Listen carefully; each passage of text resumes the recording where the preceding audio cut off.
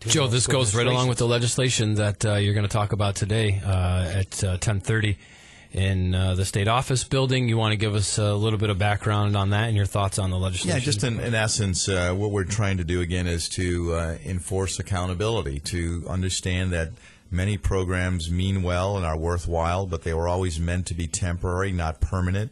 And we have now seen more and more of a dependency develop as a result of these programs. So you see generational dysfunctionality, where one generation is on public assistance and then the next generation is on public. It continues. Generation after generation, and I'm aware of that. Working out in the Capital Region, we would go over these stories 3-4 generations down the line where folks have not worked. They have not been employed. They have just been using government assistant programs, and that's not right. And again, we need to incentivize, as Mark has said, not to penalize, in my opinion. And so these are really basically looking at guidelines that exist and trying to codify those in statute, talking about the work requirement if you're on supplemental nutritional assistance programs, penalties for noncompliance, because right now we just basically ignore things when people don't obey, and to really monitor some of the ridiculous types of activity that have taken place. The misuse and things like that. Yeah, actually, the electronic benefits card,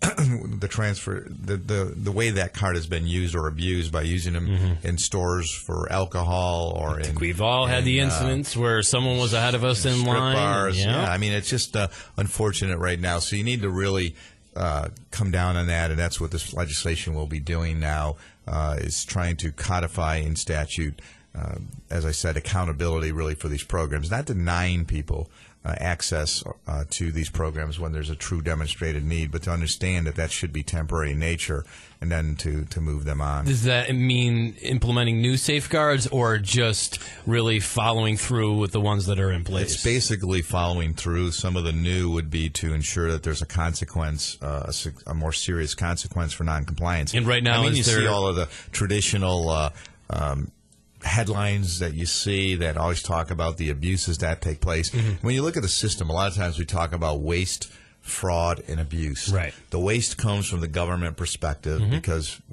if you're not functioning properly or managing efficiently, then you have that type of waste, and that does cost taxpayers money. The abuse comes sometime from providers, where you find, the fraud comes from the providers, where you may get somebody in the medical profession who is billing people to see 700 patients a day when that's impossible. Billing out. So you have that shoddy aspect paperwork, of the fraud, and then the abuse comes in from the individual who's the recipient, who abuses it, who uses it improperly, so I think that's when you hear all that. And yes, there are significant savings to be had there, but that's not it in itself. It goes back to what our conversation here with Mark. I'm talking about how many of these programs need to be re-examined and really reconstituted in order to really accomplish what we're trying to do, is help people when they're in their greatest need of help, and then to move them forward so they can become productive members of society. There was my friend Adolfo. He did a logo for an organization that helped people, and it was a wonderful Adolfo's logo. a great guy. He is. He's a great Does he guy. listen? He listens. Buenos dias, Adolfo. And he did a logo, and it was a mountain, and there was somebody trying to climb the mountain, and it was somebody on top of the mountain pulling them up, and he called it "Give a Helping Hand." And that was a very interesting logo, because what it did is it said, we're going to help you get to the top. We're not going to push you all the way up. We're going to help you get there. And once you get there, then you've made it, you're on your own.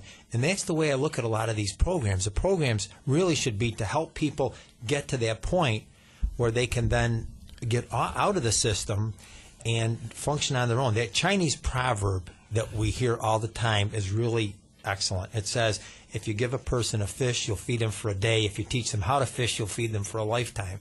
And that's really, I think, what you're talking about, and that's what everybody, I think, finds that to be offensive, that you just keep paying people and feeding them, and they go on in 2 or 3 generations of that. And the Rome Rescue Mission actually has a similar saying that you do. Matt Miller, I think you've had him on before, and they actually just had a problem over there where they had a pipe burst, and they can use some help. So anybody that's listening that want to help the food pantry at the Rome Rescue Mission, but theirs is a hand up, not a hand out. Yes. a hand up. Yeah, Which is Somebody a great, which is help a 'em up great, over that little hump. a great slogan, and they've employed many different programs. I know, as the Utica Rescue Mission here has, working with MV to get some of those individuals that have some skills into the classroom so they can reach the certification needed to get back out in the workplace, not just saying, come on in, we'll coddle you, we'll pat you on the back, and you can do that day after day. They're actually out there looking for some help. So great discussion, guys. We're going to take a quick break.